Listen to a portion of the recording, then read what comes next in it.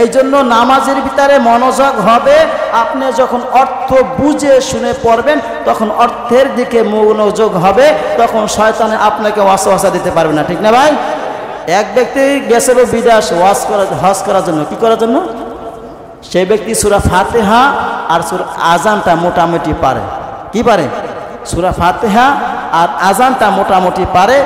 হজ করতে গেছে, হজ করার পরে দেশে আইসে বলতেছে, আরে বেটা সৌদি আরব কি একটু শুধু আরবি ভাষা, শুধু আরবি, কোনো বাংলা নাই, শুধু আযানটা বাংলা দেয় আর ওই সূরা ফাতিহাটা একটু বাংলায় বলে, আর সব আরবি। আর কি সব আরবি। তার মানে কি ও সূরা ফাতিহাটা পারে, এই জন্য ওইটা ওর কাছে বাংলার মতন হয়ে গেছে, আর আযানটা মোটামুটি পারে, এই জন্য ওর কাছে এইটা বাংলার মতন হয়ে গেছে।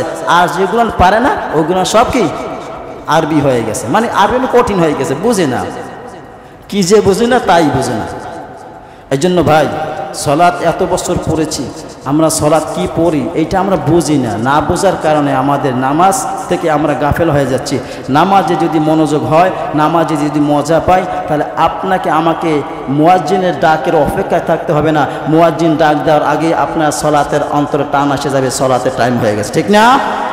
যারা দায়িত্বে আছে আপনারা মুয়াজ্জিনের কাছে যাবেন, ইমামের কাছে যাবেন, জিজ্ঞাসা করবেন রাত্রে আপনাদের ঘুমটা কেমন হয়, রাত্রে ঘুমটা কেমন হয় জিজ্ঞাসা করবেন। মাঝে মাঝে চার পেয়ে আতঙ্ক হয়ে লাভ দিয়ে ওঠে যে বাইরে পরিষ্কার হয়ে গেছে, না জানে আজানের টাইম হয়ে গেছে, জামাতও শেষ হয়ে গেছে। হয় না এরকমের ভাই? কারণ একদিন যদি ইমাম যদি লেট করে আসে 2-5 মিনিট পর্যন্ত, মুসল্লিদের ঘাড় বাঁকা হয়ে যায়, ব্যথা হয়ে যায়। কেন?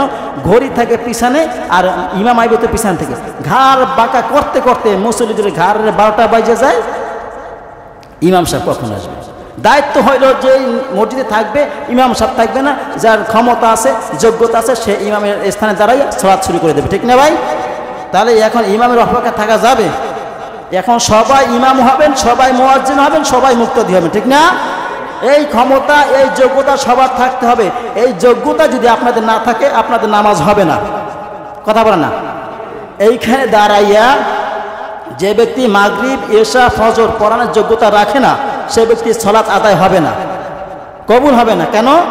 আপনি আস্তে আস্তে পড়বেন, ভুলসুল পড়বেন, কেউ জানবে না, আল্লাহ তো ধরবে কবরে বসে, আগে তো ধরবে না, তাই না? আর এখানে দাঁড়াইয়া যদি সূরা ফাতিহার ভিতরে যদি ভুল পড়েন, আপনাকে কি ছাড়বে? কথা বলে না? আমার এই সারা না মাঝে মাঝে ভুল হইলে কোর জাগর দিয়ে ওঠে আল্লাহু আকবার, তার মানে কি সংশোধন হয়ে যান।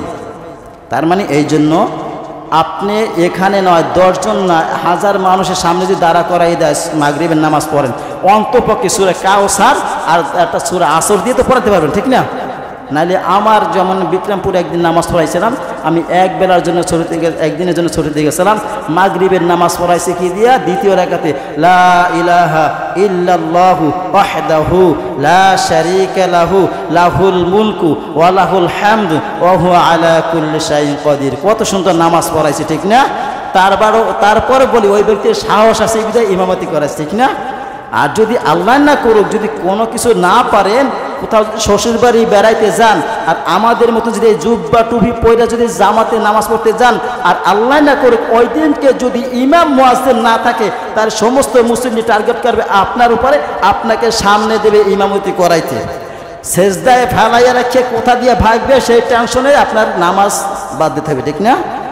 কথা বলে না? নামাজ শিখবো তো ইনশাল্লাহ। নামাজের পরে মোনাজাত হয় না, এই নিয়ে মারামারি করবো তো?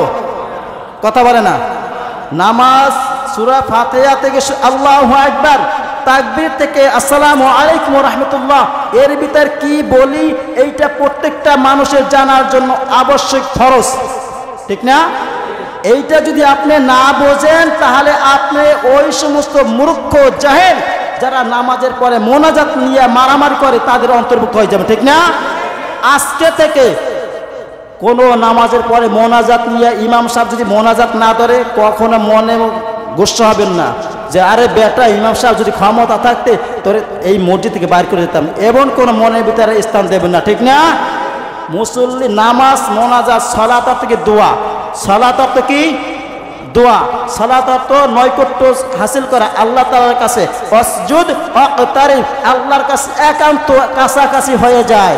ঠিক না?